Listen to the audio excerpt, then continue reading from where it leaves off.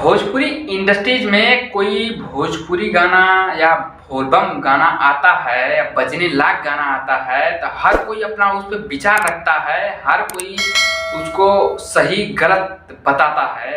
और बात कर रहा हूँ ए मोरे भोले बाबा पवन सिंह के गाने के बारे में। जी हाँ, जो लिखे थे विजय चौहान, जो पहला उनका गाना हिट हुआ है ए मोरे भोले बाबा, पहला बोलबम सॉन्ग हिट हुआ।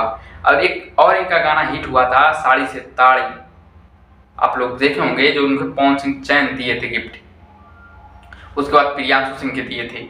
और इसी के बीच एक भोजपुरी के सुपर स्टार माने जाने वाले वो ला देते हैं जातिवाद गाना, अहिरान बम।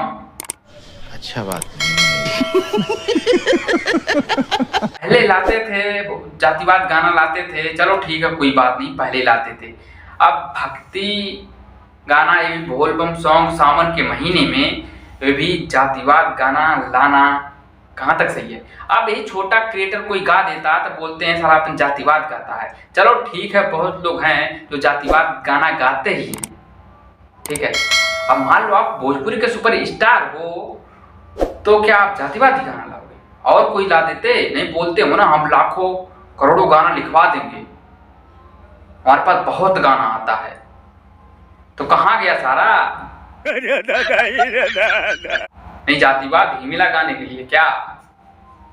तो आप लोग को क्या लगता है इसमें कि ऐसे गाना इंडस्ट्रीज में आना चाहिए या नहीं आना चाहिए?